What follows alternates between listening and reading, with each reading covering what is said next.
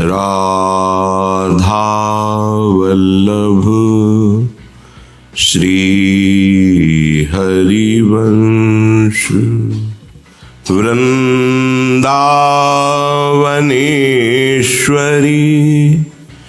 तवैव पदारविंदम प्रेमामृतैकमकरंद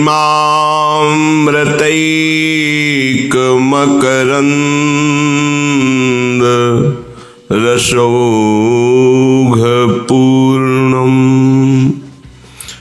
हृद्यर्पितं मधुपते स्मरतापमुग्रम्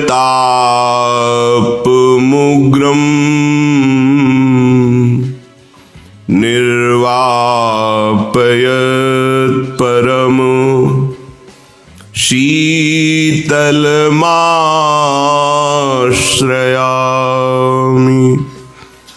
निर्वापयत् परम शीतलमाश्रयामि।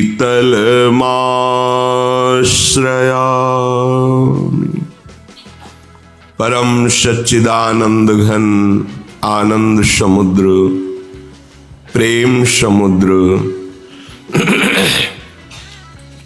ज्ञान वैराग्य भक्ति ऐश्वर्य अनंत शक्तियों के स्वामी प्रभु श्री कृष्णचंद्र जी अर्जुन जी को निमित्त बनाकर ऐसा अमृतमय उपदेश कर रहे हैं जो श्रद्धा विश्वास पूर्वक श्रवण किया जाए, महत्व बुद्धि रखकर मनन किया जाए और अपने आचरण में उतारा जाए, इसे अपनी धारणा बना ली जाए तो इसी जन्म में समस्त दुखों से, अशांति से, कर्म बंधनों से हम मुक्त हो जाए। बात सुनते हैं पर समझते नहीं हैं। कामनाओं की पूर्ति के लिए जो हम प्रयत्न करते हैं उसका उद्देश्य होता है सुख, और सुख भी ऐसा जो शाश्वत हो। भला कामनाओं की पूर्ति से शाश्वत सुख मिल सकता है?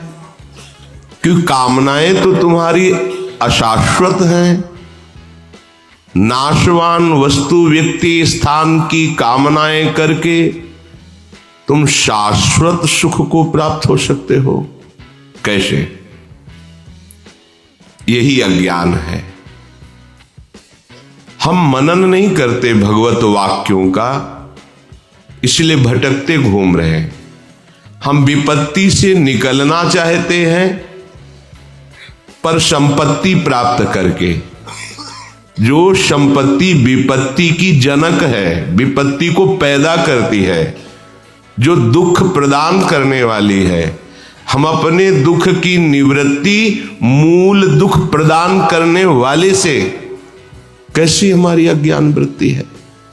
जबकि शास्त्र कहता है हरि स्मृति सर्व विपद विमोक्षणम।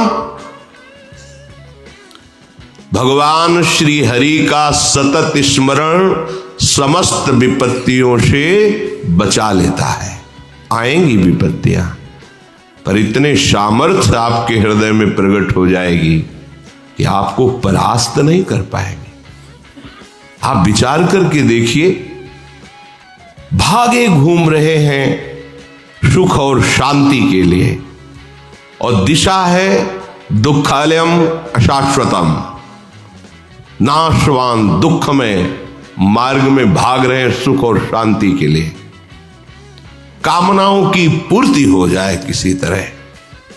तुम करो अधर्माचरण, असत वार्ता, असत क्रिया, और चाहो मनमानी कामनाओं की पूर्ति असंभव।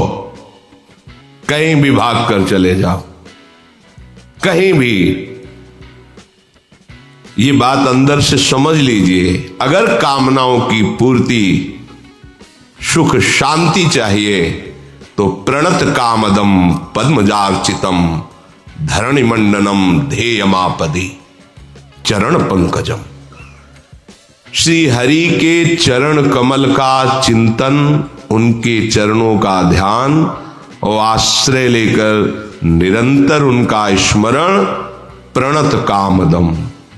जो इन चरणों का आश्रय ले लिए उनकी सारी कामनाएं पूर्ण हो गई, अर्थात उनको ऐसा सुख मिला कि कोई कामना ही नहीं रह गई। प्रभु के चरणों से विलग होकर के आज तक कहीं कोई भी सुख और शांति प्राप्त नहीं कर पाया। भटकने की जरूरत नहीं है, भागने की जरूरत नहीं है, किसी के आशीर्वाद की जरूरत नहीं है। खूब नाम जप करो, धर्म से चलो, दूसरों को सुख देने की भावना करो, तुम्हें दुख का मुंह नहीं देखना पड़ेगा। भगवत स्मरण नहीं करोगे, पापाचरण करोगे, नाना प्रकार की कुमार्गगामी प्रवृत्तियों का आचरण करोगे, ब्रह्मा भी नहीं बचा पाएंगे तुम्हें। अवश्य में वो भोक्तव्यम, जिन्होंने ब्रह्मा को भी प्रकट किया है, ब्रह्मा भी जिनके शासन में उनके वचन है, अवश्य में वो भोक्तव्यम कृतम कर्म शुभाशुभम। तुम्हें अपने कर्म का भोग भोगना पड़ेगा, कहीं भी भाग के चले जाओ। जो कछु लिखो लिलाट, दुख सुख देह संग, भुगते गो जहां जाएगो, यह सिद्धांत अभंग। इसे कोई काट नहीं सकता। भगवत ऋषि जी कहते अभंग सिद्धांत अवश्य में भोक्तव्यम। करो पापाचार, मनमानी आचरण, धर्म का त्याग, सतमार्ग का उल्लंघन, भगवत वाक्यों का अनादर, और चाहो सुख शांति, ऐसा हो ही नहीं सकता। भले बालू पेरने से तेल निकल आवे, जल के मथने से भले घी पैदा हो जाए, जो असंभव है, ऐसा भले हो सकता है, पर बिना भगवान का भजन किए तुम दुख और अशांति से मुक्त हो जाओ, कभी ऐसा नहीं हो सकता। बारी मथे घृत होए बरु, शिकता ते बरु तेल, बिनु हरि भजन भवतरी, यह सिद्धांत पेल। भगवत चरणारविंद का आश्रय लेकर थोड़ा सा भी किया हुआ भजन कभी व्यर्थ नहीं जाता।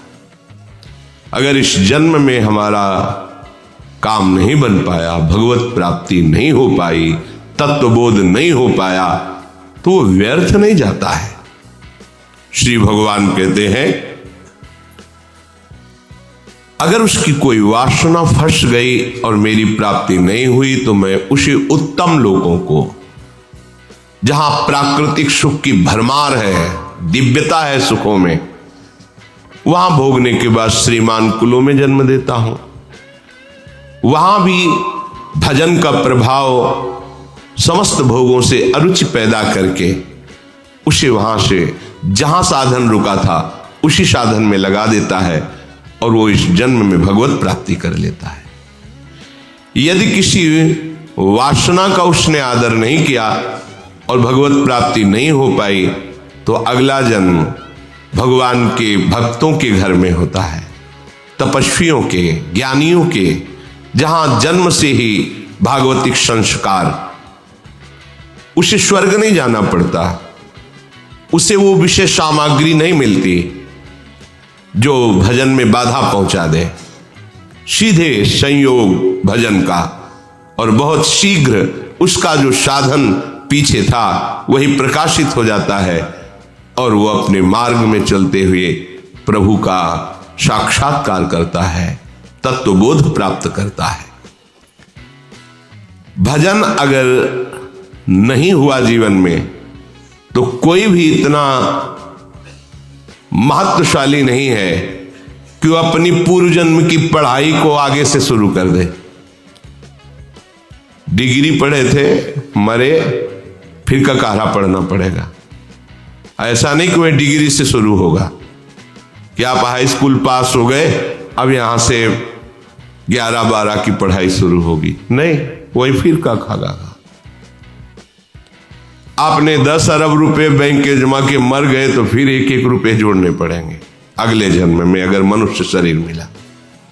लेकिन इसमें ऐसा नहीं। आप जितनी भूमिका पे पहुंच चुके हैं भक्ति की, भजन रूपी संपत्ति जितनी आपने कमा ली है, बिल्कुल सुरक्षित, पाई भर उसमें घाटा नहीं लगेगा। और वो दिव्य रूप प्रकाशित करके आप जहां भी जन्मेंगे, जिस योनि में भी जन्मेंगे, वहीं वो प्रकाशित होकर आपका परम मंगल कर देगी। महामहिम प्रभु श्री हरि के चरणों का आश्रय लेकर भजन करना कभी कभी अमंगल नहीं हो सकता। कभी वो दुख का चेहरा नहीं देखेगा कि दुख कहते किसे हैं, पर लगो तो। अगर भजन में नहीं लगोगे, साफ बात है कहीं भाग कर चले जाओ, तुम्हें ठौर नहीं मिलेगी, शांति नहीं मिलेगी। सुरसर तीर बिन नीर दुख पाई है, सुरतर उतरे तो ही दारिद सताई है। भाग कहां भाग के जाएगा, कहीं भागने की जरूरत नहीं। हरि शरणम, प्रभु की शरण में हो गए, उनका चिंतन कर रहे हैं, लीला गायन कर रहे हैं, उनकी कथा सुन रहे हैं, अब आपका कोई अमंगल नहीं कर सकता। विश्वास करो, पूर्व के पाप जो दंड देने के लिए निश्चित हो चुके हैं वो आएंगे, पर भगवत कृपा से सहने की सामर्थ्य होगी। आपको विचलित नहीं कर पाएंगे, क्योंकि आपके पास प्रभु का आश्रय है, भजन है। अगर वो चाहे तो भजन बल से उसे नष्ट कर सकता है, पर वो जान जाता है कि ऐसे महामहिम प्रभु के भजन को इस नाशवान शरीर के लिए नहीं, वो समझ जाता है। इसलिए चूको मत, प्रभु का भजन कभी व्यर्थ नहीं जाता। पूर्व में किया हुआ भजन आगे बढ़कर प्राप्त होता है। इस प्रसंग में महामहिम प्रभु के अनुराग में डूबी हुई श्री रत्नावती जी के पावन चरित्र का अपने लोग श्रवण कर रहे हैं। पूर्व में भजन था, वही भजन ऐसा संग देता है, दासी रूप से मिले, पर महाभागवत वृंदावन चंद्रजू के अनुराग में रंगी हुई। आप जब निरंतर भजन करेंगे तो भजन का एक स्वभाव है, वो आसक्त करता है धीरे धीरे। जब भजन आपको अपने में आसक्त कर लेगा तो उसका प्रभाव है, उसका प्रभाव प्रकट होता है। क्वचित द्रुदति वैकुंठ चिंतना सबल चेतना। कभी रोना आता है, पूछो क्यों रो रहे हैं, कुछ पता नहीं। जिनकी महिमा कभी कुंठित नहीं होती, उन प्रभु श्री हरि का भजन करते, चिंतन करते करते रोना आ रहा है, अश्रु प्रवाह हो रहा है। क्यों रो रहा है, कोई दुख है, कोई समस्या नहीं, ऐसे ही। क्वचित द्रुदति वैकुंठ चिंतनाश बल चेतना। व्याकुलता बढ़ रही हृदय में, कभी आनंद की उमगन, कभी मिलन की चाह। आनंदश्रु शीतल, मिलन की चाह विरह अश्रु उष्ण। ये चिंतन से उसके प्रकट हो रहा है, ये भजन का प्रभाव है। क्वचित धसति, कभी प्रभु की कोई लीला चिंतन करके हंसी आ रही, हंस रहा है। तच्चिंतान्लाद उदगायति क्वचित, कभी प्रभु का चिंतन करके इतना आनंद बढ़ा कि वो गायन कर रहा है, अपने प्रभु का यश गायन कर रहा है। कभी कभी नदति क्वचित उत्कंठो विलज्जो नृत्यति क्वचित। आहा, कभी वो बड़े जोर से प्रभु को पुकारता है, हा कुंज बिहारी, हा राधा वल्लभ, हा स्वामिनी। कोई दुख नहीं है, चिंतन करते करते। कभी वो अपने आराध्य देव को सामने देखकर नाचता है, उनको रिझाने के लिए विलज्जो नृत्यति, लाज छोड़ करके नाचता है। क्वचित भावना युक्त तन्मयोनु चकार, कभी कभी ऐसी तन्मयता को प्राप्त हो जाता है मानो समाधि को प्राप्त हो, शांत एकदम। ऐसे आनंद की उमंग में वो प्रभु दासी इनको सानिध्य के लिए मिली। ये बहुत बड़ी कृपा। कृपा और भक्त संग एक ही शब्द की पर्यायवाची है। भक्त संग हुआ, अपार कृपा हो गई, सब सुकृतों का फल मिल गया, भक्त संग मिला। वो ये भी नहीं जानती थी कि वृंदावन चंद किन्हें कहते हैं, कुंज बिहारी किन्हें कहते हैं। पर दासी जब कभी कभी अंदर की व्याकुलता नहीं सहन होती तो हा वृंदावन चंद, हा नवल किशोर, रत्नावती जी के कान में शब्द पड़ते प्रभाव होता है। श्रवण द्वार होए संचरे, नस नाड़ियों में भी प्रभाव पहुंच जाता है। अगर कोई कटु वचन बोले निंदास्पद तो पूरा शरीर देखो तिलमिला उठता है एकदम। तो शब्द पहुंचा ना श्रवण इंद्री के द्वारा। ये भगवत अनुराग में डूबी हुई भगवत कृपा पात्रे भगवत दासी जो उच्चारण करती नवल किशोर, हा वृंदावन चंद, रानी के हृदय में एक विशेष आह्लाद होता। एक दिन पूछ लिया कि तुम रहती तो मेरे पास हो, सेवा मेरी करती हो, ये किसका तुम नाम लेती हो? क्या किसी से तुमने प्रेम कर लिया है? तो मुझे क्यों नहीं पता चला तुम मेरी दासी हो? ये कौन है कुंज बिहारी नवल किशोर? उन्होंने बताया, वृंदावन के प्रेमी संतों की कृपा से वृंदावनाधीश्वर श्री लालजू महाराज, इनका नाम, इनकी रूप, इनकी लीला, इनका धाम रसिकों की कृपा से प्रिय लगने लगा। अब उसी का प्रभाव है कि जिया नहीं जा रहा। अच्छा, ये प्रभु का नाम है। रत्नावती जी अपनी शैया से उठ गई और कहा, तुम चरणों के पास नहीं। ये पूर्व का भजन प्रकाशित हुआ। एक रानी पदवी में वो दासी जो चरण दागती है, आज्ञा पालन करती है, उसके सम्मान के लिए उतर पड़ी और हाथ जोड़ा और कहा, आज से तुम इस शरीर की दासता में नहीं, आज से हम तुम्हें अपनी गुरु मानती हैं। ये भजन उदय हुआ।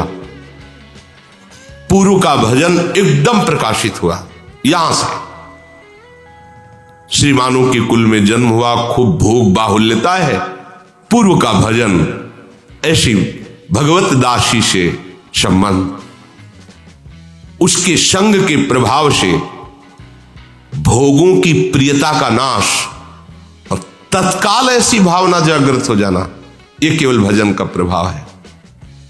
एक रानी अपनी चरण दासी के सामने हाथ जोड़कर खड़ी हो जाए और अपने शिराने आसन पे बैठाल के उसे गुरु भाव से देखे, ये केवल भगवत कृपा पात्रों में ही सामर्थ्य, दूसरों में नहीं। अहंकार का तत्काल मर्दन होना ये कोई साधारण बात नहीं है। राजमद का त्याग कर देना बहुत कठिन है।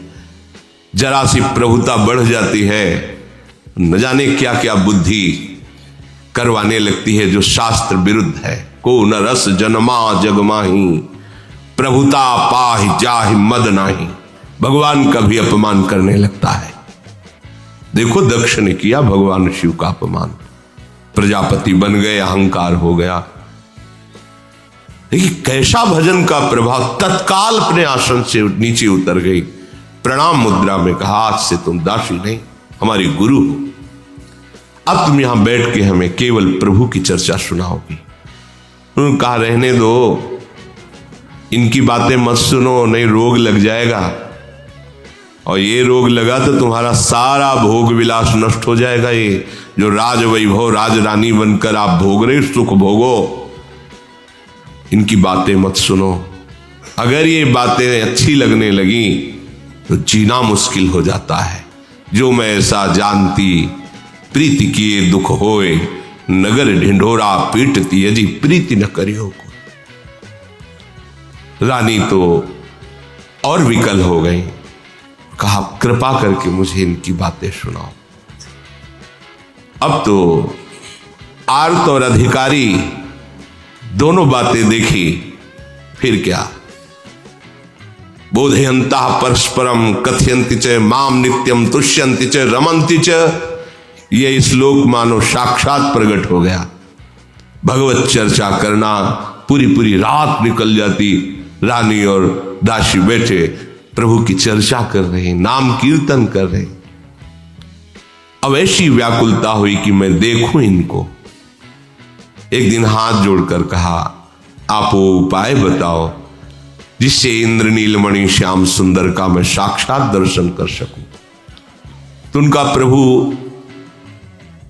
सेवा से जल्दी रीझते हैं, क्योंकि सेवा में अपनापन होने लगता है, इसलिए आप प्रभु की सेवा विराजमान करो। तो इंद्र नीलमणि की ललित त्रिभंगी लालजू की श्री विग्रह सेवा की रचना हुई। बड़े भाव से विराजमान किया और जो दासी प्रेम पगी हुई दृष्टि से देखा तो मानो साक्षात प्रभु का आवेश उसमें हो गया हो। अब तो रात दिन उत्तम उत्तम भोग लगा करके दुलार करना। रानी है, सब कुछ सुख सामग्री है, आनंद तो बहुत आ रहा था, पर हृदय की जो मांग थी वो पूरी नहीं हुई। कैसे मैं इंद्र नीलमणि प्रभु को साक्षात देखूं। फिर प्रश्न किया, सेवा भी कर रही हूं, नाम कीर्तन भी कर रही हूं, पर प्रभु आ क्यों नहीं रहे। तो उनका आपको बताएं, प्रभु के लाडिले संतों की यदि सेवा बन जाए तो निश्चित प्रभु का साक्षात्कार हो। जहां भगवत प्रेमी महात्मा वहीं भगवान रहते हैं। मद भक्ता यत्र गायंती तत्र तिष्ठामि नारद। भगवान कहते हे नारद, मेरे भक्त जन जहां मेरा नाम कीर्तन करते हैं, गुण कीर्तन लीला कीर्तन करते हैं, वहां मैं विराजमान रहता हूं। तो यदि आप ऐसा कर पाए कि भगवत श्री विग्रह जहां विराजमान पास में संत निवास बनाए और दूर दूर सेवक लगा दें, जहां संत भगवान दिखाई दे आदर के साथ बुलाया जाए और उनको भोग पवाया जाए, उनकी सेवा की जाए। संत सेवा में ही हरि का साक्षात्कार होता है। बड़ी सुंदर पद्धति दासी ने बताई। भजवे को दो ही भले, कह हरिदास। पहले हरि सेवा विराजमान की, अब हरिदासों की सेवा। अब रानी ने प्रधान जो निजी सेवक थे दूर दूर लगा दिए। जहां कहीं वैष्णव संत जन दिखाई देते आते हैं, संत निवास में उनका प्रभु की तरह आदर होता, उनको भोग पवाना है सब। और एक चिक डाल दी थी महल की खिड़की में। बाहर से कोई अंदर है ऐसा नहीं दिखाई देता, अंदर से देख सकती थी। संत जनों को देखती, तृप्ति नहीं होती। पर रानी की एक मर्यादा होती, दासी बार बार समझाती, आप बाहर नहीं जाना है। एक दिन तो ब्रजमंडल के भगवत प्रेमी महात्माओं की मंडली गई। जो ही ये पता चला ये ब्रज से आए हैं, विशेष आकर्षण, क्योंकि अपने प्यारे के जन सब बंधनी है, पर प्यारे के लीला स्थलियों में रहने वाले केवल जिस नाम रूप की हम आराधना करते हैं उसी में तन्मय होने तो विशेषता हो जाती है। दासी देखो ये ब्रजमंडल से आए हुए रानी, ये तो ललित त्रिभंगी श्याम सुंदर के अनुरागी संत जन है। वैसे ही संतों का आदर होता, विशेष आदर हुआ। अब वो सब करताल मृदंग आदि के द्वारा भगवत लीला के पदों का गायन कर रहे हैं। शुभ प्रवाह हो रहा है, बिल्कुल भगवत साम्राज्य छाया हुआ है आनंद का।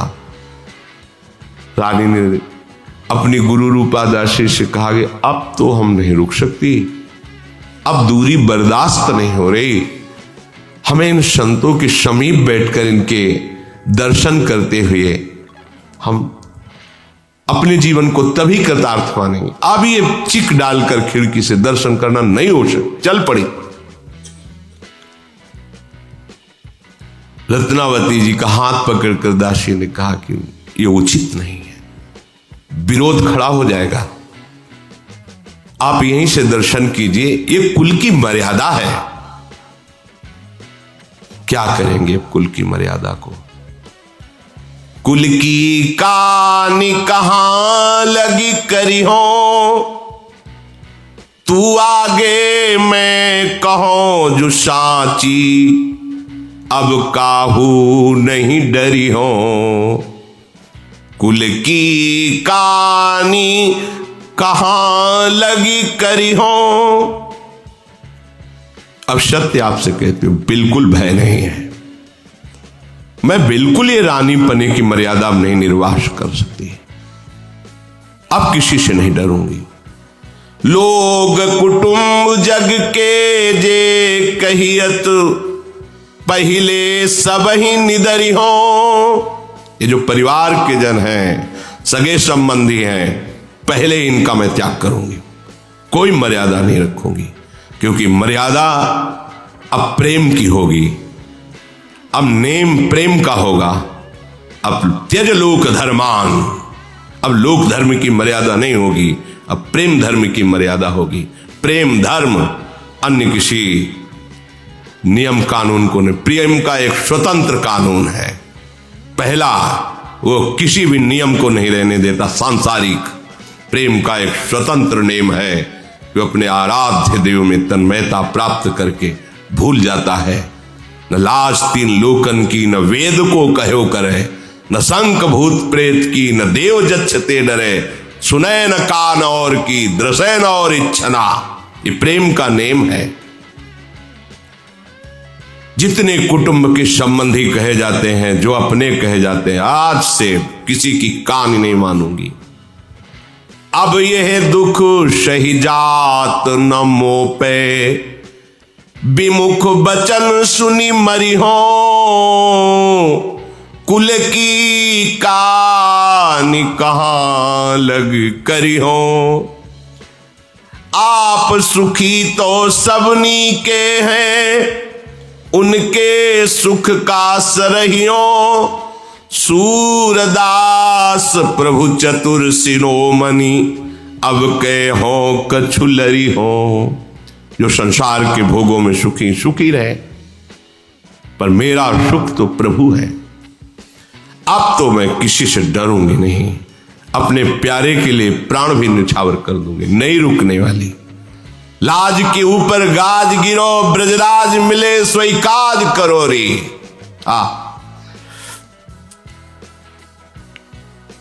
लाज के ऊपर गाज गिरो, ब्रजराज मिले सोई काज करोरी। जैसे लालजू मिले अब वही उपाय करो। अब लाज नहीं, अब लाज की लोक लाज कुल श्रृंखला, तज मीरा गिरधर भजी। ए लोक लाज की श्रृंखला नहीं बांधी जाएगी। कुल की मर्यादा का त्याग और प्रेम की मर्यादा का आहार करूंगी। दासी रोकती रही, पर रानी महल से उतरकर गई जहां संत विराजमान थे।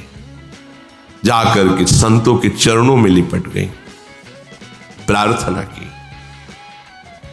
भगवान यदि आप कृपा करें तो मैं अपने हाथों से आप सब संतों को प्रसाद पवाऊं, आज्ञा कीजिए। तो मेरी बड़ी अभिलाषा है, यदि आप आज्ञा करेंगे तो ही मैं ये सेवा कर पाऊंगी।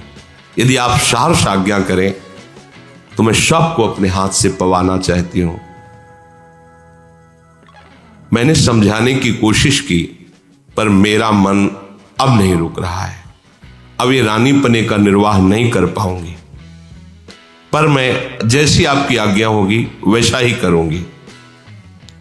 मुझे सबसे बड़ा सुख होगा आपकी आज्ञा का पालन करने में। संतों ने देख लिया कि इसमें किसी भी तरह का अहंकार नहीं है, रानी पने का। ये तो प्रभु के अनुराग में शिथिल है। अतः उन्होंने कहा, तुम्हारे मन में जो जो आवे, जैसे आवे, वो पवावे से सेवा करो। देख लिया, रजोगुण नहीं है, रानीपना नहीं, ये तो भगवान की भक्ति के आवेश में है।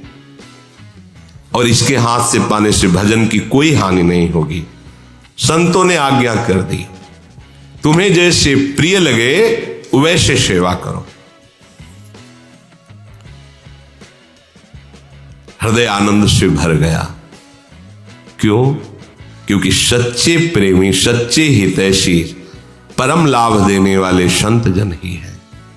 साचे संत हमारे संगी, और सबे स्वार्थ के लोभी, चंचल मति बहुरंगी। साचे संत हमारे संगी। साचे, साचा कौन? राधा रमन, झूठो सब संसार। वही सच्चा संत है जो प्रभु के नाम रूप गुण लीला में डूबा है, अन्य नहीं। रसना कटो जो अन रटो, निरखी अन फुटो नैन, श्रवण फुटो जो अन सुनो श्री राधा जस में। जो अपने प्यारे के नाम रूप लीला धाम में मगन है, वही सच्चा संत है। ऐसे सच्चे संत हमारे संगी हैं। हम सो इन साधुन सो पंगत। इनका स्मरण करना, इनके चरणारविंद के समीप बैठकर श्रीमुख से आराध्य देव की चर्चा सुनना, इनकी आज्ञा पालन करना, ये परम मंगल का स्वरूप है। जिनको नाम लेत दुख छूटत, सुख लूटत तिन संगति, हम सो इन साधुन सो पंगत। और जितने मीत बनते हैं सब स्वार्थी हैं, लोभी हैं। ये चंचल मती आज हमसे कहते हैं मैं आपका हूं, कल उनसे कहते हैं मैं आपका हूं, बहुरंगी हैं ये। साचे संत हमारे संगी। मन काया माया सरिता में, बहते आनी उछंगी। नागरिया राखो वृंदावन, जीठा ललित त्रिभंगी। जीठा ललित त्रिभंगी। साचे संत हमारे संगी। ये मन तो शरीर में और माया के आकर्षण रूपी इस भयावह नदी में बहता जा रहा था, पर संतों ने बचा दिया। नागरीदास जी कहते हैं कि हे संतजन, कृपा करो और हमें वृंदावन का सानिध्य, वृंदावन का आश्रय, वृंदावन का वास प्रदान करो, जहां ललित त्रिभंगी श्री लालजू महाराज श्री प्रियाजू की भ्रूभंगी ताकते हुए विहरण करते रहते हैं। अब तो अपार आनंद हुआ रत्नावती जी को कि संतों ने आदेश कर दिया, आपको जैसा भाव आवे वैसी सेवा करो। तो प्रेम में न नेम, हेम थार ले उमगी चली। चली दृगधार सो, परोसी के जीवाए हैं। भीजी गए साधु नेह सागर अगाध देखी। नैन निमेष तजी, भय मन भाए हैं। चंदन लगाए आनी बीरी उखवाए। श्याम चर्चा चलाए, चख रूप सरसाए हैं। धूम परी गांव, झूमी आए सब देखिबे को। देख नृप पास लिखी, मानस पठाए हैं। रत्नावती जी तो आनंद में मन चाही बात हो गई। अभी तक तो ललकती थी संत दर्शन के लिए, आज तो प्रगट में संतों की समीप उनकी सेवा का सौभाग्य मिला। सोने की थाल में विविध प्रकार के व्यंजन सजाकर उमंग में भरी हुई, नेत्रों से आनंद अश्रु बह रहा है। बड़े प्रेम के साथ सब संतों को स्वयं भोजन परोस रही है। रानी के उस प्रेम भाव को देखकर संत जन आनंदित हो रहे हैं। संत और अनंत भगवान दोनों भाव के भूखे हैं। जो सामग्री का भूखा है वो विषयी पुरुष है। भाव आराध्य देव को प्रिय है तो उनके दासों को भी भाव ही प्रिय है। रानी का भाव देख करके सब संत जन आनंदित हो रहे। अहो भाग्य जो ऐसी भगवत अनुराग में डूबी हुई रानी के हाथ से प्रसाद मिल रहा है। जहां सौभाग्य मनाते हैं संतों के हाथ से मिलना, वहां संत जन आनंदित हो रहे कि ऐसी भगवान नाम प्रेमी भगवत भक्तों के प्रति ऐसी भावना करने वाले के हाथ से प्रसाद मिल रहा है। संतों का हृदय द्रवित हो गया। यही आशीर्वाद है जब आपकी सेवा से, आपकी आज्ञा पालन से संत जन गुरुजन उनका हृदय शीतल हो जाए, द्रवित हो जाए, तो आशीर्वाद मांगने की जरूरत नहीं होती, पहुंच गया आपके पास।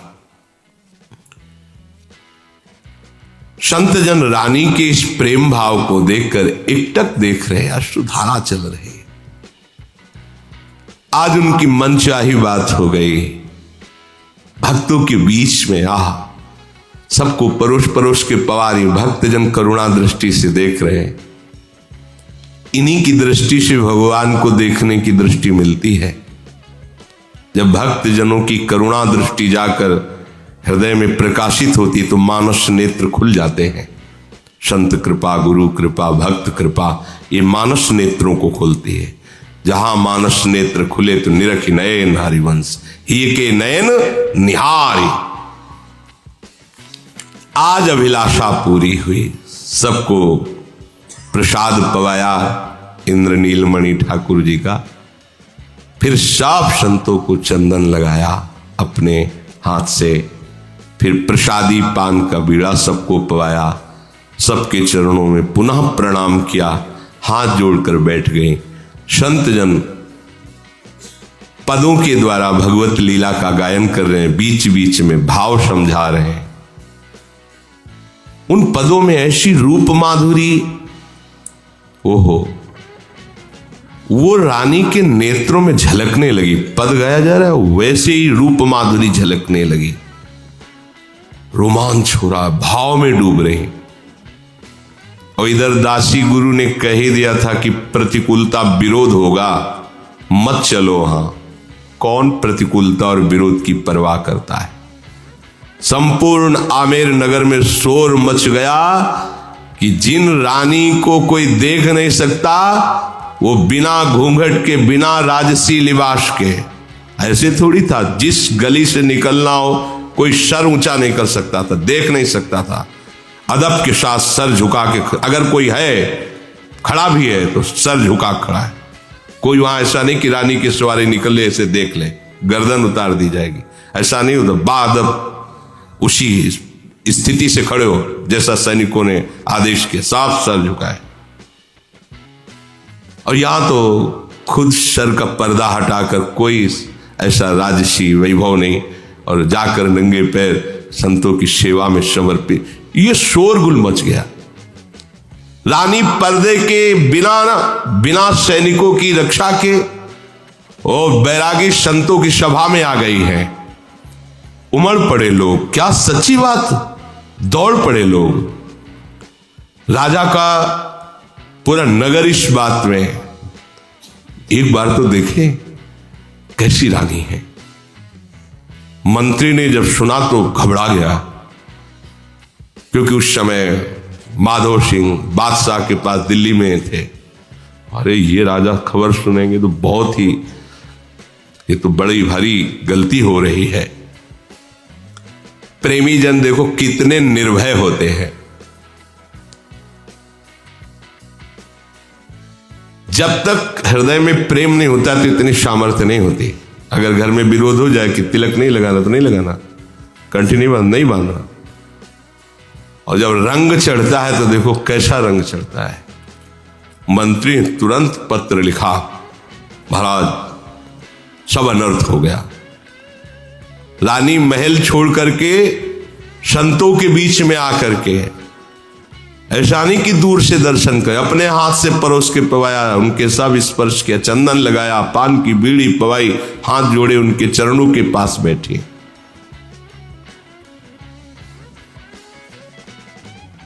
कुछ तो नगर के लोग अपना अहोभाग्य मान करके देखने आते थे, और कुछ तो जो निंदक थे, उपहास करने वाले थे, वो अपनी बातें, पूरे नगर में बातें फैली। एक ने आके सूचना दी कि पूरा नगर ऐसा, तो बंद करो ये सब बात, हमें नहीं सुनना। संतों से कहा, महाराज न मेरे से प्रभु की सेवा बनती है, न भजन बनता है। जन्म जन्मांतर से अपराधों को करती रही हूं, इसीलिए रानी बनी हूं। देखो विवेक, देखो क्या मुझे इस रानी पने से भगवान मुक्त कर देंगे? लोग रानी बनना चाहते हैं और वो प्रार्थना करे कि मुझे इस रानी पने से, क्या आप सब संतों की कृपा से मुझे हरिजू कभी स्वीकार करेंगे? संतों ने कहा, आप हरि का स्वभाव नहीं जानती हैं।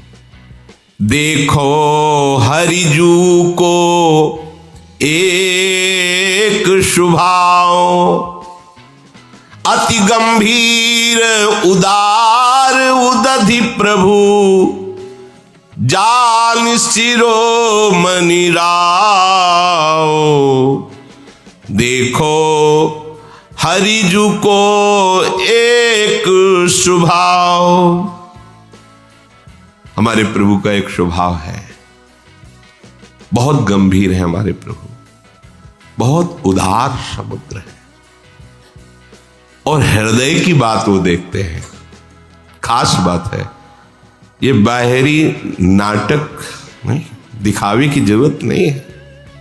वो हृदय की बात देखते हैं। दिखावे में कमी हो जाए चलेगा, हृदय की बात में कमी नहीं होनी चाहिए। बाहर चूक हो जाए चलेगा, आंतरिक चूक नहीं होनी चाहिए। हम लोग आंतरिक चूक को देखते नहीं, बाहर की पोजीशन संभाल नहीं। प्रभु हृदय की बात देखते हैं। बाहरी चूक हो जाए तो राहत न चित्त प्रभु चूक किए की, करत सुरत सहबार ही की। हृदय की बात भगवान देखते हैं। वो जान शिरोमणि है, अर्थात सब कुछ जानने वाले हैं। प्रभु का एक कैसा करुणामय स्वभाव है कि राई जितनी सेवा को फल, मानत मेरु समान। समुझी दास अपराध सिंधु सम, एको बूंद न मान। देखो हरिजू को एक स्वभाव। जिसने मेरे प्रभु को स्वीकार कर लिया, हे नाथ मैं आपकी शरण में हूं, वो थोड़ी सी भी सेवा करता, राई जैसी, थोड़ा भजन, थोड़ी सेवा, प्रभु मानते हैं सुमेरु के समान। अरे मेरा बड़ा भगत मुझे बहुत प्यार करता है, मुझे बहुत, ये हमारे प्रभु का स्वभाव है। यदि उसी भगत से समुद्र के समान अपराध बन जाए तो भगवान एक बूंद के समान भी नहीं मानते। देखो कैसा स्वभाव। राई के समान भजन करे तो सुमेरु के समान भजन मानते हैं, और समुद्र के समान अपराध बन जाए तो एक बूंद के समान भी नहीं मानते। किसका? जिसने वास्तविक अपने आप को प्रभु के हवाले कर दिया है। आप संभालो नाथ, जैसा भी हूं मैं आपकी शरण में हूं। बदन प्रसन्न कमल पद सन्मुख, जानत हूं सब वैसे। विमुख भय निमिषहु न अकृपा, जब चितए तब वैसे। सम्मुख होकर भजन कर रहे हो, जैसे वो प्रसन्न है प्रभु, वैसे ही मानो किसी विषय में प्रभावित होकर प्रभु से विमुख होकर उनकी आज्ञा का उल्लंघन कर आप उस पर चले गए, तो जब लौट कर देखोगे तो वैसे ही वो मुस्कुराते मिलेंगे। गंभीर है, करुणा समुद्र है। वो नहीं कि वो तुम हमारी आज्ञा का उल्लंघन किया, मनमानी आचरण किया, जाओ तुम नरक भोगो। ऐसा जन अवगुण प्रभु मान न काऊ, दीन बंधु अति मृदुल स्वभाव। आहा, विमुख भये निमिषो न अकृपा, जब चितए तब, जब देखा तो वैसे ही मुस्कुराते हुए, वैसे ही दुलार करते हुए पाया। भक्त विरहे कातर करुणा में, डोलत पाछे लागे। भक्त विरहे कातर करुणा में, डोलत पाछे लागे। सूरदास ऐसे प्रभु को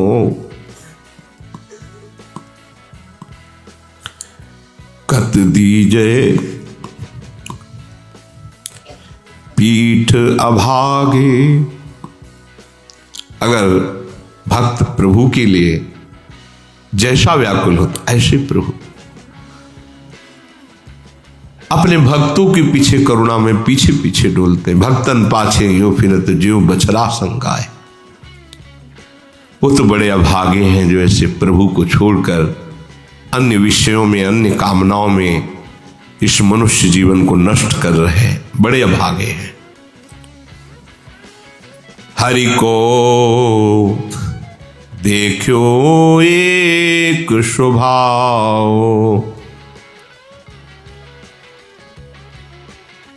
इधर तो इनकी संतोष से चर्चा हो रही है, प्रभु के स्वभाव, प्रभाव, महिमा, और पूरे नगर में महलते बाहर रानी ये सुनि काहू साच न मानी। धाई आए लख अचरज माने, निज निज मति अनुरूप बखाने। एक कहें धनी धनी महारानी, तुम में भक्ति यथार्थ आनी। पृथ्वी राज कुल बेली फली है, रानी हरिरति रंग रली है। ऐसो प्रेम रंग नहीं देखो, लोक लाज कुल तृणसम लेख्यो। धन्य भय हम दर्शन पाए, रानी गुणगन जाहि न गाए। बहुत से लोग आते अपने धन्य भाग मानते रानी के दर्शन करके कि पृथ्वीराज कुल में ऐसी ये भक्ता रानी, भगवत प्रेमी, ओहो हमारे अहो भाग्य, हमने आज इनके दर्शन पाए। कुछ लोग ऐसे थे जो निंदा करने वाले थे। एक कहे रानी कुलनासी, सब अनरथ की ये जड़ है दासी।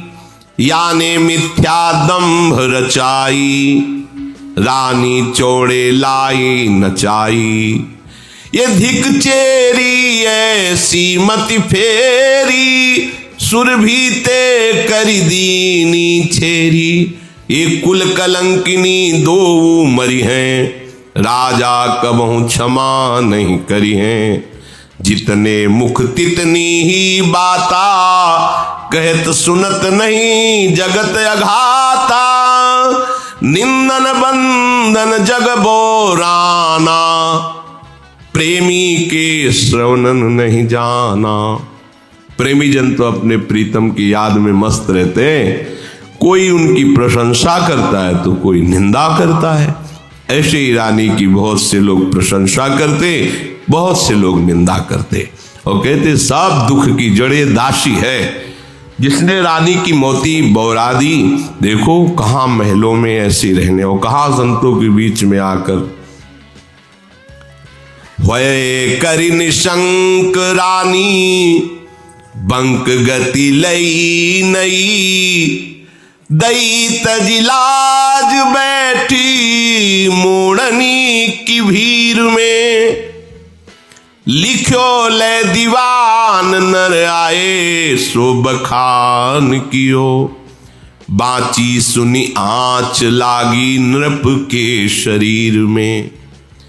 प्रेम सिंह सुत ताही काल सुरसाल आयो, भाल पे तिलक माल कंठी कंठ तीर में। भूप को सलाम कियो नरनी जताए दियो, बोले आओ मोड़ी केरे पर्यो मन पीर में। रत्नावती जी के कान में बात पड़ी कि लोग ऐसा ऐसा कर है, हमें मत बताओ, अब कोई डर नहीं है। निशंक हो गई, लालजू के चरणों का आश्रय लेकर निडर हो गई। अब तो कुल मर्यादा हमें बंधन में नहीं डाल सकती। हमारा एक स्वतंत्र मार्ग है, भगवत प्रेम। अब लज्जा मुझे बांध नहीं सकती, ये कुल की लाज मुझे रोक नहीं सकती प्रभु के मिलन में। अब तो संतों के बीच में आकर के बैठ गए हूं, अब क्या।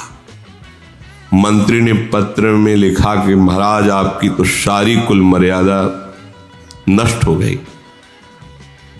मुंडन कराए हुए संतों की दो ही रहनी है, या तो जटाओं में या तो मुंडन में, इसलिए उनको मोड़ी वैरागी भी कहते हैं। बोले मोड़ियों की मुंडी वैरागियों के बीच में आकर के ऐसे ही बैठ गई, नाच रही है और गा रही है, ऐसा। वो तो सब कुल मर्यादा को नष्ट कर दिया। पत्र में मंत्री ने तत्काल लिख करके दिल्ली में उस समय राजा विराजमान थे, उनके पास भेजा। दूत शीघ्रगामी घोड़े पर बैठ करके गया और वो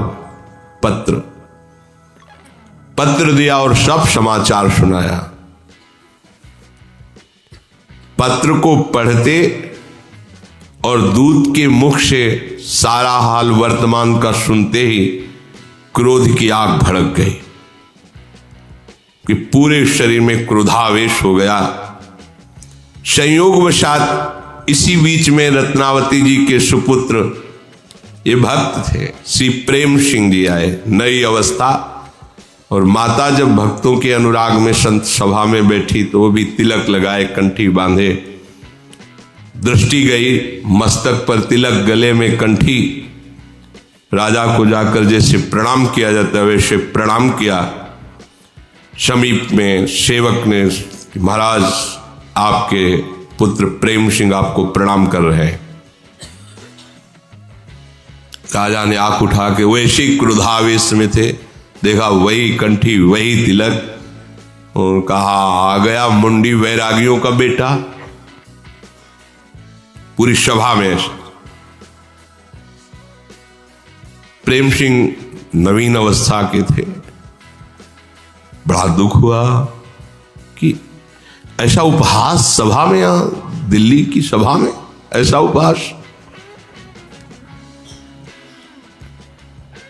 वो शांति रहे, कुछ नहीं बोले। राजा झड़कते हुए सभा से खड़े हुए। कोप भरी राजा गयो, भीतर सो सोच नयो। पाछे पूछ लयो, कहो नरनी बखानी के। तब तो बिचारी अहो, मोड़ा ही हमारी जाति। भयो दुख गात भक्ति भाव उरानी के। लिखो पत्र मां जी को जू प्रीति ही ये साजी। जो पैसीस पर बाजी आए राखो तजी प्राणी के। सभा मधि भूप कही मोड़ी को विरूप भयो। रहे अब मोड़ी के ही भूलो मति जानी के। प्रेम सिंह सर झुकाए खड़े थे। अपमानित करके क्रोध में भरे हुए राजा भीतर चले गए। प्रेम सिंह के मन में इस बात का दुख था कि कैसे असभ्य वार्ता कर रहे महाराज। समझ में नहीं आ रहा था कि ऐसी अपमानजनित बात क्यों कह रहे हैं। पीछे वहां जो विचार प्रदान करने वाले मंत्रीजन बैठे थे, उनसे पूछा ऐसा क्यों बोला इन्होंने। तो उनका अभी आमेर से पत्र आया था और पत्र में ऐसा सब लिखा था कि तुम्हारी मां ने कुल मर्यादा का त्याग कर संतों की सभा में जाकर बैठ गई, संतों के समीप नाचना गाना।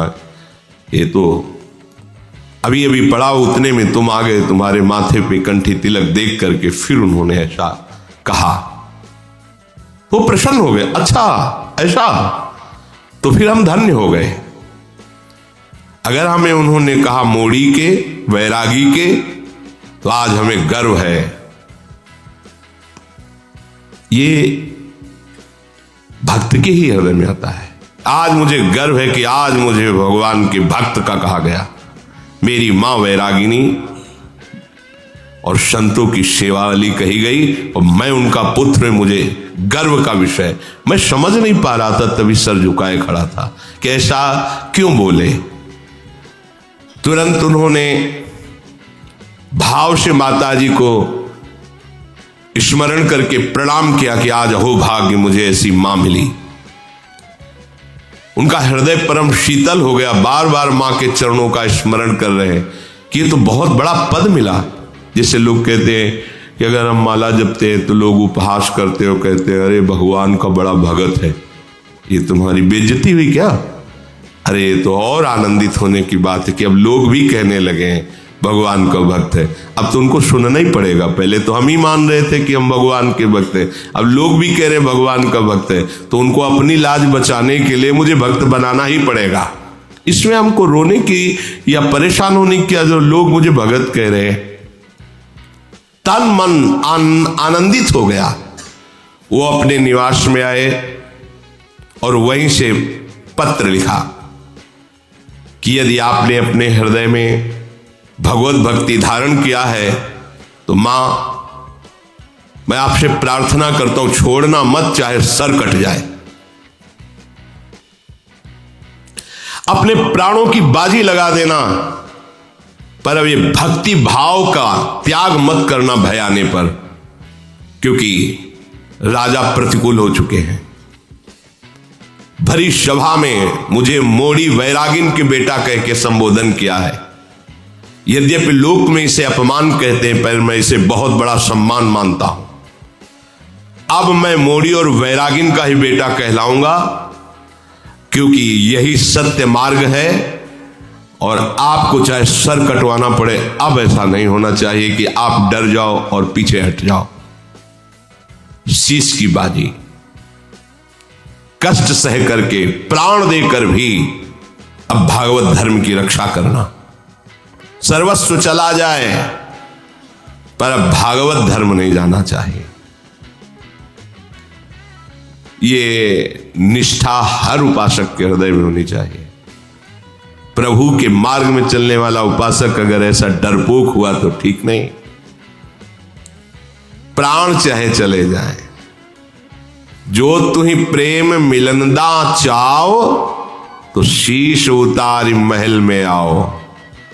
उतर न देई प्रेम रस माती, दीपक जरे भभू के बाती। ये अंदर का विषय है। अब तो प्राणों की बाजी लगानी पड़ेगी। चाहे जितना कष्ट हो, चाहे जितना विरोध हो, चाहे जितनी निंदा हो, अपने सतमार्ग से नहीं हिलना चाहिए। प्रेम सिंह जी ने पत्र लिखा और शीघ्रगामी दूत से तुरंत जाओ और माता जी को दो। लिख्यो दय पठाए बेगी, मानस ले आए जहां, रानी भक्ति शानी हाथ, दई पाती बाँचिए। आयो चढ़ी रंग बाँची, सुत को प्रसंग, बार भीजे जे फुलेल दूर, किए प्रेम साचिए। आगे सेवा पाक निशी महल बसत जाए, ल्याए आही ठोर प्रभु नीके गाय नाचिए, नृप अन्न त्यागी दियो, दियो लिखी पत्र पुत्र भई मोड़ी आज तुम हित करी जांचिए।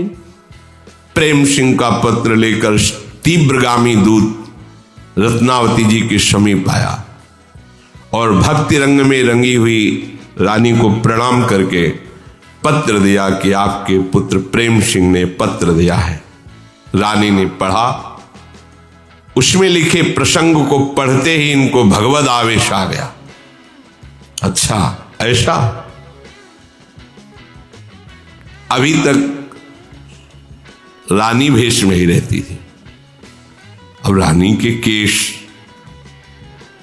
सुंदरी त्रिफुलेल से सजाए जाते थे, श्रृंगार होता था। संत सभा में ही बैठी मुड़वाया, नाव जो बनाने वाला नाव उसे गांव में कहते हैं, वो उसको बुलाओ, वही केस मुड़वाए संत सभा में। कैसा है, जहां कोई पर्दा से नहीं देख सकता था वहां खुले मुंडन करवाया, नापित वही ऐसे अपने बालों को मुड़वा दिया, मुंडी। पहले ये नियम था कि संतों की सेवा करके सत्संग आदि करके नाम कीर्तन आदि होने के बाद वो राजमहल में चली जाती थी, परंतु उन्होंने कहा आज के बाद नहीं। जो ठाकुर जी रनिवास में मंदिर था बुलवा लिए, ठाकुर स्वयं नहीं गई, बुलवा लिया, आज के बाद राजमहल में प्रवेश नहीं करूंगी, राज अन्न नहीं खाऊंगी। अपने श्री ठाकुर जी को वहीं संतों के साथ वहीं सेवा पूजा नाच गान, महल से अन्न धन सब छोड़ दिया। जो भावुक श्रद्धालु जन नगर के थे वो जो दे जाते, ठाकुर जी का भोग लगता, संत जन पाते, वो भी रानी वहीं शयन, वहीं ठाकुर जी का उत्थापन, वहीं उनके चरणों में रहे। और पत्र लिखा प्रेम सिंह को कि जैसा तुम्हारे पिता ने कहा था वैसा ही हो गई, अब मूड मुड़वा कर सच्ची बैरागिन बन गई हूं, अब बिल्कुल रानी पने का कुछ भी लेस नहीं है, रात दिन ही अब संतों के बीच में रहती हूं। तुमने बहुत बढ़िया किया जो पत्र लिखकर मुझे सूचना दे दी, परम हित की बात हमारे हृदय में अब जागृत हो गई। अब मैं किसी की पत्नी नहीं, कहीं की रानी नहीं, मैं ठाकुर जी की दासियों और संतों के बीच में रहती हूँ। मोड़ कितनी बड़ी बात है, ये कोई छोटी बात नहीं है। इतना बड़ा विरोध राजा से रानी होते हुए कर लेना, राज अन्न नहीं, राजमहल नहीं, राज पोशाक नहीं, अपने ठाकुर जी बुला लिए। ये बिना भगवत आश्रय दृढ़ हुए ऐसी बात नहीं होती। 5 वर्ष के प्रहलाद जी हैं, पिताश्री कह के साष्टांग दंडवत करते हैं, और जब उसने हरि को कट वचन बोला हिरण्यकश्यप ने, तो दैत्यराज कह के बात किया। त्रिभुवनपति, ये तो एक प्रांत के राजा है, वो तो त्रिभुवन देवराज इंद्र भी जिससे भयभीत है, ऐसा हिरण्यकश्यप, उसे 5 वर्ष का बालक दैत्यराज कह के संबोधन। कितनी बड़ी ताकत भक्त के हृदय में, 5 वर्ष का बालक त्रिभुवनपति को कह रहा है दैत्यराज। ये किसी के सिखाने पढ़ाने से भक्ति नहीं होती, ये तो बिना भगवत प्रेमी महात्माओं की चरण रज में अभिषेक किए ऐसी भक्ति नहीं। हार गया त्रिभुवनपति, बाल भी नहीं एक बांका कर सका। पर इसके लिए सच्चा हृदय समर्पण चाहिए, नहीं भाग जाओगे, जरा सा विरोध होगा अपनी सुख सुविधा में लौट जाओगे। ये मार्ग लौटने वालों के लिए नहीं। इसीलिए कहा गया कि इस मार्ग में यदि चलना है पहले गर्दन काट लो। नारायण कठिन हरि मिलन की बाट, या में पग पीछे धरे प्रथम शीश दे काट। शीश काटने को तो चाकू से नहीं, बस सोचो अब हमारा जीवन प्रभु का हो, चाहे रखे या नष्ट कर दे, मेरे से इसका कोई संबंध नहीं। अभी मर जाऊं या वर्षों जीवित रहूं, लोग सम्मान दें या गाली दें, अब इस मार्ग में मेरा कदम चल पड़ा तो रुकेगा नहीं। ये उन सूरवीरों का है। बड़ो ही कठिन भजन ढिग ढरिबो, ये कामनाओं की पूर्ति वालों को थोड़ी है। ये उन महापुरुषों का है जिन्होंने कदम बढ़ाया और मृत्यु को स्वीकार करके चल पड़े। मरो रे जोगी मरो, मरनो है अति मीठो, उलट आप में समाए, जीवित ही मर जाए, किसी की परवाह। पर ये बातों से नहीं होगा, जीवन की कसौटी में आएगा और आपको इसमें कसना होगा। सबके आता है, आपके भी आएगा। शरीर भी धोखा देगा, मन भी धोखा देगा, संसार भी धोखा देगा, लेकिन तुम सत्य के मार्ग में चलोगे तो सामने प्रभु है, सामने कोई दुख छू नहीं सकता। पर दुख का पहाड़ टूटेगा, आपको लगेगा दब जाऊंगा, मर जाऊंगा, भाग जाऊं, नहीं, तो वही फूलों का हार बनकर तुम्हारे गले में पड़ा रहेगा, कुछ फर्क नहीं पड़ेगा। पर विश्वास अटल, कदम लड़खड़ाए नहीं, दूसरा कोई साथी मत बनाना, केवल हरि, बस फिर तुम्हें कोई रोक नहीं सकता। जरा सा जुकाम हुआ तो, जरा सी कोई प्रतिकूलता हुई, रो पड़े, ये उनका मार्ग नहीं।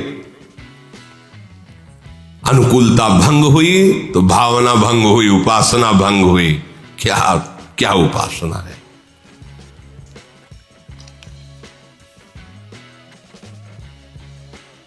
रानी ने पत्र लिखकर प्रेम सिंह को जो भेजा, तो गए नर पत्र दियो, शीश सो लगाए लियो, बाची के मगन हियो, रीझी बहु दई है, नौबत बजाई द्वार बाटत बधाई, काहू नृपति सुनाई, कही कहा रीति नई है, पूछे भूप लोग कहो, मिटे सब सोग भय, मोड़ी के जू जोग स्वांग कियो बनी गई है, भूपति सुनत बात अति दुख गात भयो, लयो बैर भाव चढ़ो त्योरीत भई है। रत्नावती जी का पत्र लेकर दूत शीघ्र गया और प्रेम सिंह जी को दिया, तुम्हारी माता जी ने दिया। पहले उन्होंने पत्र को प्रणाम किया, इतनी श्रद्धा, ये केवल मां ही नहीं हरि भक्ता है, इसलिए पत्र को प्रणाम किया और प्रणाम करके पढ़ा, झूम पड़े। जब उन्होंने पत्र में लिखा था कि अब मैं मोड़ मुड़वा करके राजमहल त्याग कर अपने ठाकुर को लेकर संतों के साथ हो गई, राजन्न का त्याग कर दिया है, प्रेम मगन हो गए। आज से अब हमारी गिनती भगवत दासों में हो गई, मगन हो गए, मेरी मां भक्ता है, ये गर्व का विषय। नाते नेह राम के मनियत सुहृद सुषेव्य जा, आज मैं मां कहकर धन्य हुआ क्योंकि मेरी मां भगवान की भक्त है। भरत जी ने यही कैकेयी जी से कहा था, मेरे को निमित्त बना दिया, मेरे प्राणनाथ को 14 वर्ष का वनवास, मुझे राजगति। शब्द ऐसे कठोर थे, पापिनी आज के बाद कभी मां शब्द नहीं निकलेगा तेरे लिए। भरत जी आज के बाद मेरे जीवन आराध्य प्रभु को मुझे निमित्त बनाकर 14 वर्ष का वनवास दिया, आज के बाद कभी मां शब्द उच्चारण नहीं करूंगा। जब प्रभु 14 वर्ष की अवधि पूरी करके आए तो बड़े करुणा निधान सबसे पहले कैकेयी जी के चरणों की वंदना की।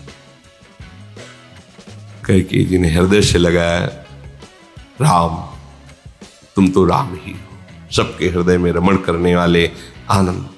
बेटा एक बात कर दो, भरत ने कहा था कभी मां ने, एक बार वो मां कह दे, बस एक बार सुनना चाहती हूं।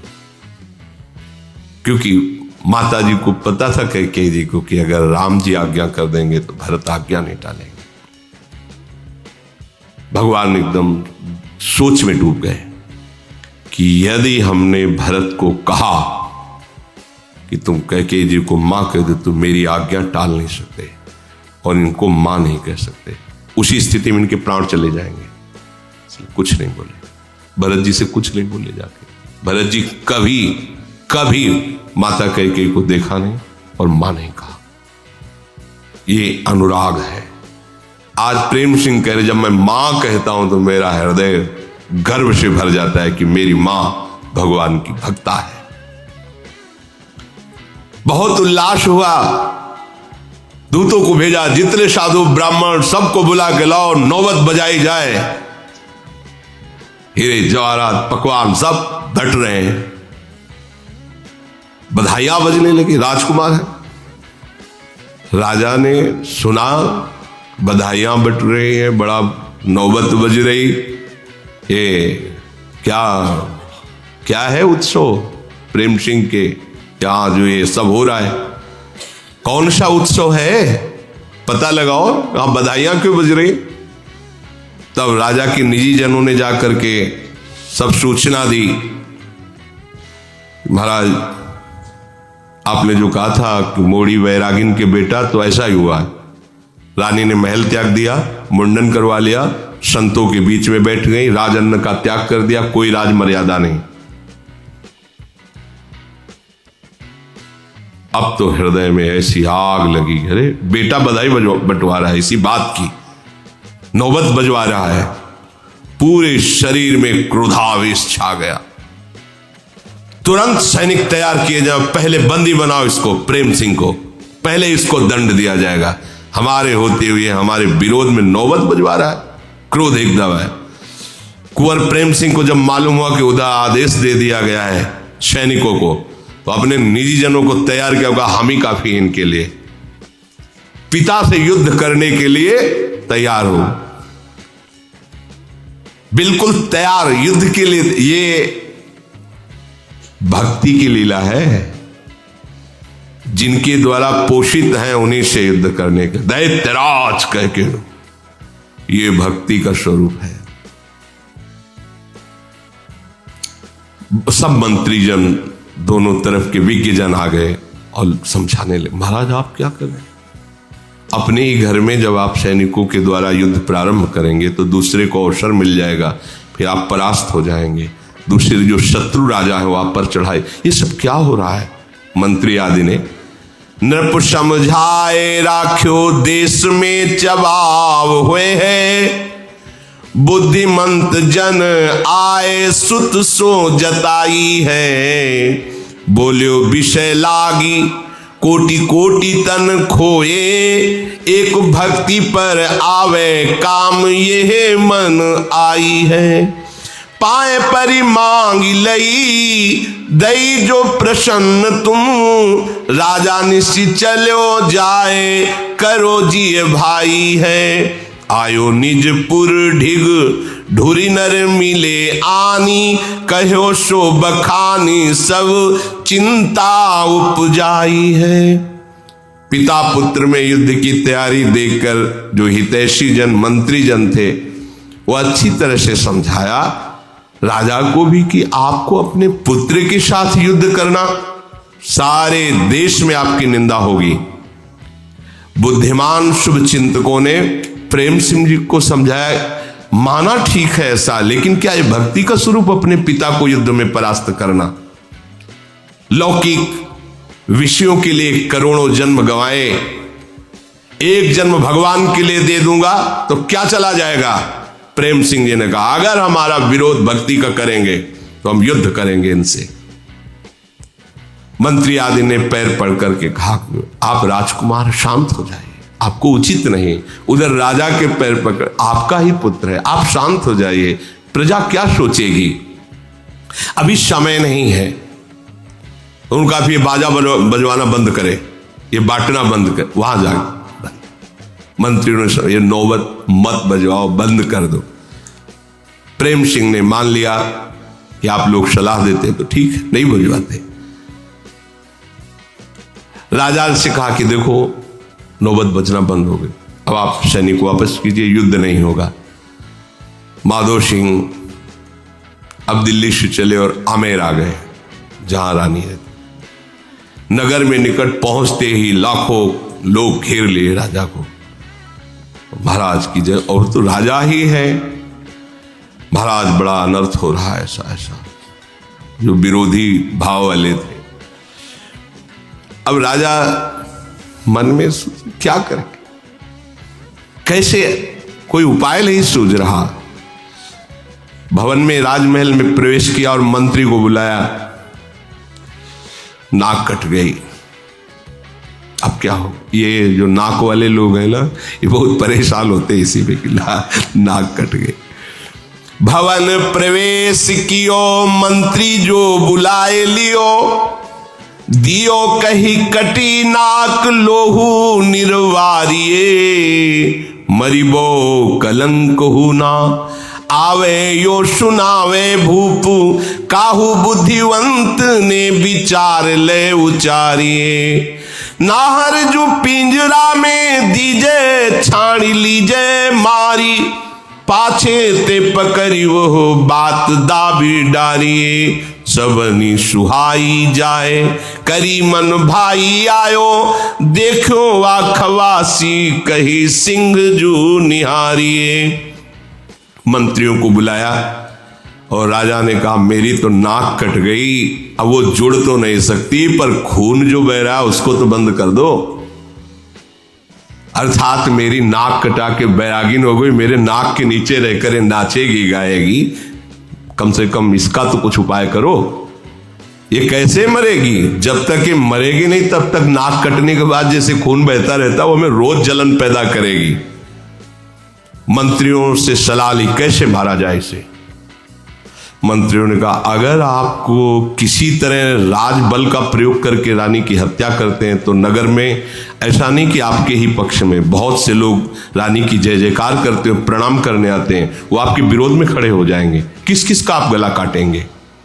तो राजा ने कहा कि फिर आप विचार कर उपाय करो, इसको मारना ही है, आप इसको मैं जिंदा नहीं देख सकता।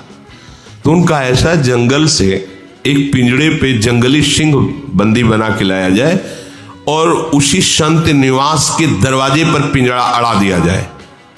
अस्त्र शस्त्र से सुसज्जित राज सैनिक रहेंगे, अंदर सिंह जाएगा, संतों को, रानी को, दासी को, सबको खा जाएगा और फिर वो जब लौटेगा तो पिंजड़ा ही पिंजड़े में बंद करके हाँ ये उपाय, और फिर बात बन जाएगी। आपने नहीं मारा, बस इतनी बात हो जाएगी। रानी के सामने छोड़ दिया, राजा राजी हो गए। अब उपाय किया गया, सिंह पिंजड़े में बंद किया गया, ला करके जैसी सलाह हुई थी ठीक संत निवास के दरवाजे पर पिंजरा सेट कर दिया गया, खोला गया, दहाड़ करके सिंह उससे बाहर निकला। वही गुरु स्वरूपा दासी जोर से बोली रानी सिंह, क्योंकि जंगली सिंह, और उस समय वो ठाकुर जी की अर्चना कर रही थी, सेवा कर रही थी। सिंह जोर से आवाज हुई, सिंह ने भी दहाड़ की, करे हरि सेवा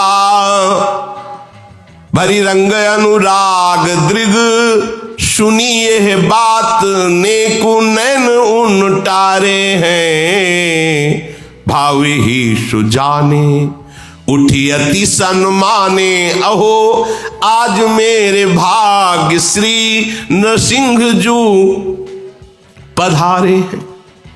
ये भक्तों की भावना होती है, उनको कहीं भय नहीं, भावना सच्चाई वही शोभालय दिखाई, फूल माल पहिराई रची, टीको लागे प्यारे हैं, भोनते निकसिधाए मानो खंभ फारी आए, विमुख समूह तत्काल मारी डारे हैं।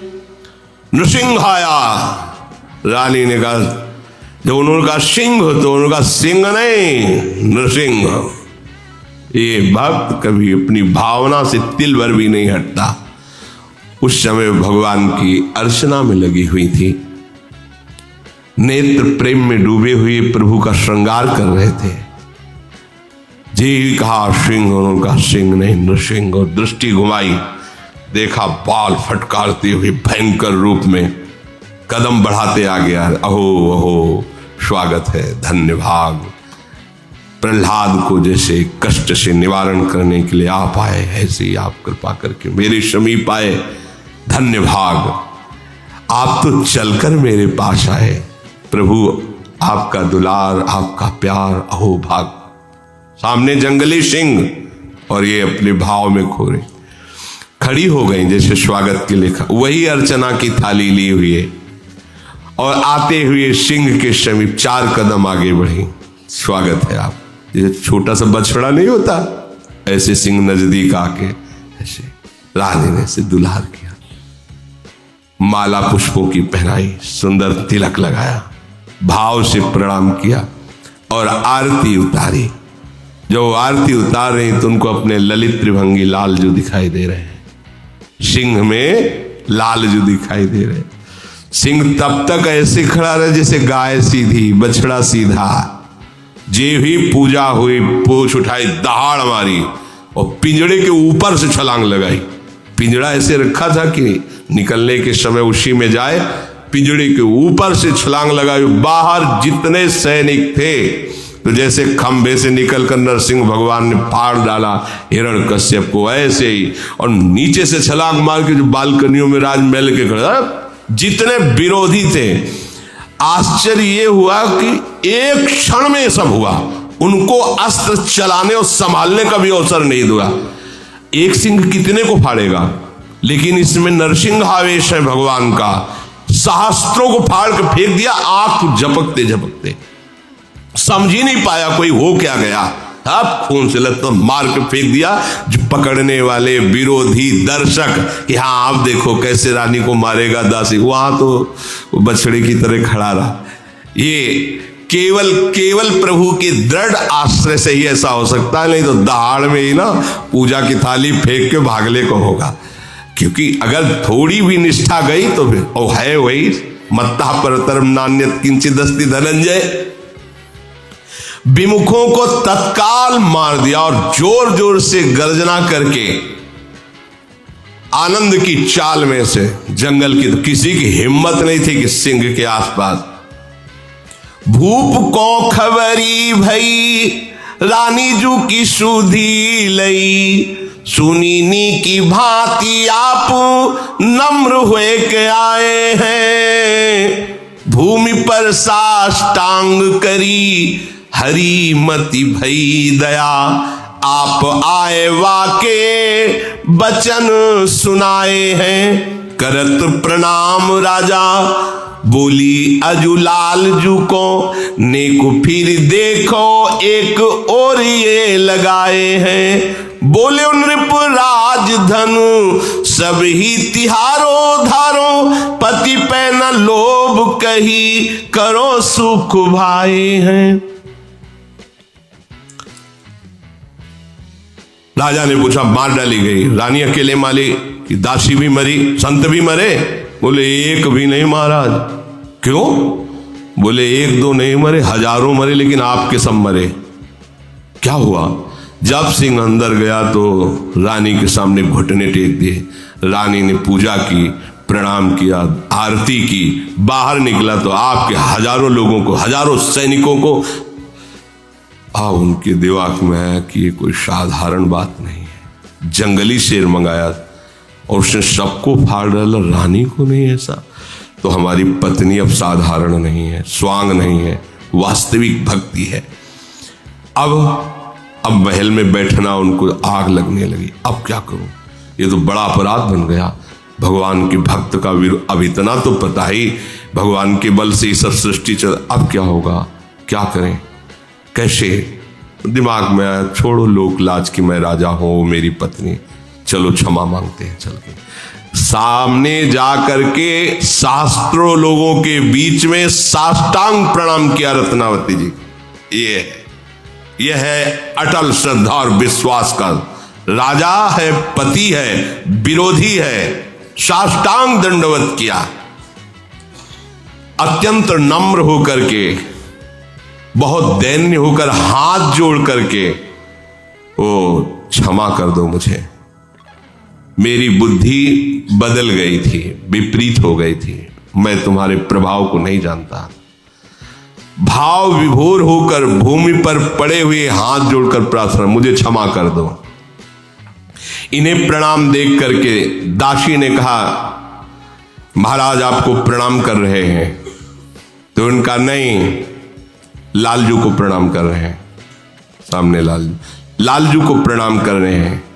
हाँ ठीक ही है, ये क्या, ब्रह्मादि भी हमारे लालजू को प्रणाम करते हैं। तो एक छोटे से प्रांत के राजा है, मुड़ के भी नहीं देखा और कहा लालजू को प्रणाम कर। ठीक ही है, क्योंकि ये क्या है, बड़े ब्रह्मादि शिवादि भी जिनके चरण रखने की चौकी को प्रणाम करते हैं, वो हमारे लालजू हैं।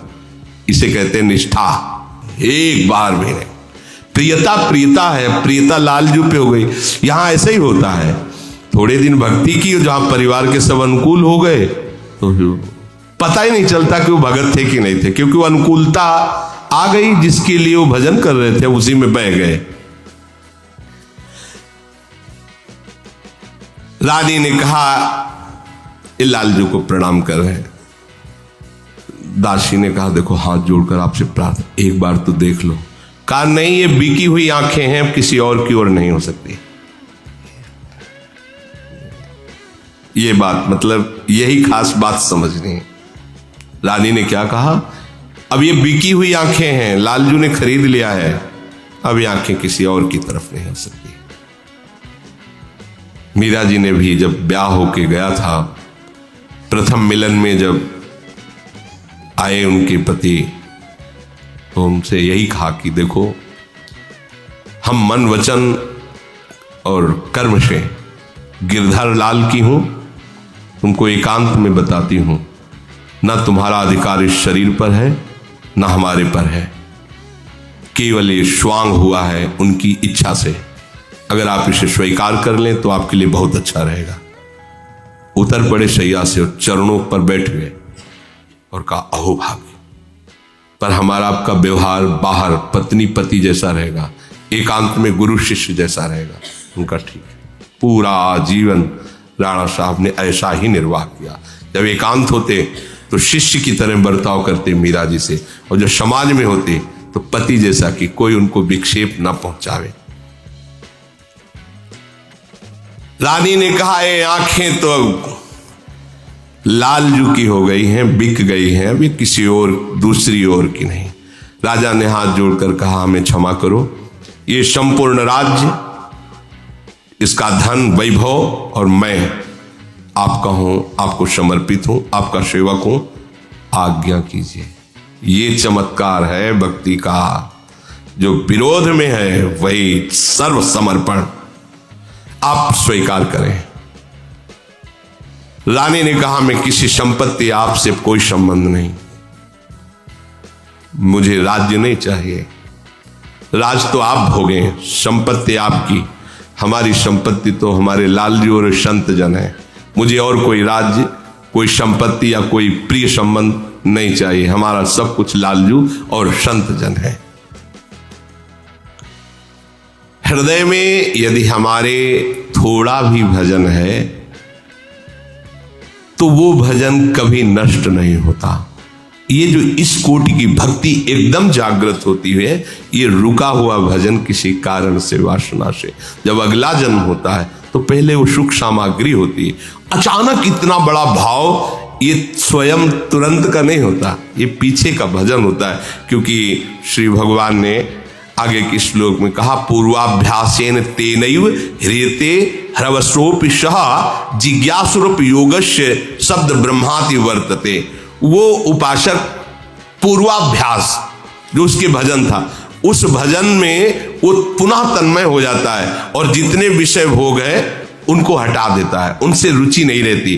क्यों? प्रयत्नाद्यत मानस्तु योगी संशुद्ध किल्बिषा अनेक जन्म संसिद्धस ततो याति पराम गति। ये अनेक जन्मों से भजन चल रहा है। अपने लोग तो वर्तमान को देखते, भगवान है ना, वो कह रहे अनेक जन्मों से कुछ न कुछ साधना बनती रही, तब आकर के इस स्थिति पर पहुंचता है उपासक की इसी जन्म में उसे भगवत प्राप्ति हो जाए। अनेक जन्मों संसिद्धस ततो याति पराम गति।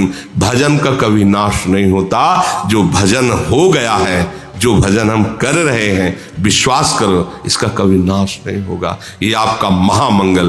देखो कैसा महान पावन चरित्र, एकदम विरोध और एकदम सर्वसम। इतनी भक्ति बढ़ गई कि एक बार ये युद्ध में काबुल के गए थे, वापस आ रहे थे तो इनकी नाव भंवर में फंस गई। तो नाविक ने कहा कि ये तो जल जहाज फंस गया, डूबेगा पक्का, अब जिसको तैरना आता हो निकलो, जैसे भी ये डूबेगा। तो उनका किसी को भागने की जरूरत नहीं, हमारा सौभाग्य है भगवान की भक्ता हमारे घर में रहती है। भाव से ध्यान किया रत्नावती जी के चरणों का, जहाज से निकल कर किनारे आए। तो मान सिंह भी इनके बड़े भाई थे, माधव सिंह, उनका हम भी दोनों आकर साष्टांग दंडोत थे। चमत्कार प्रकट, ये भक्ति का चमत्कार लौकिकता के लिए नहीं, ये तो भगवान कभी किसी की श्रद्धा पुष्ट करने के लिए ऐसी लीला कर देते हैं। भक्ति का चमत्कार है भगवान का प्रेम आना, भगवान नाम के जप में प्रीति होना, उनके धाम में प्रीति होना, अपने जीवन को भोगों से हटाकर प्रभु में समर्पित करना। श्री राधा वल्लभ लाल की।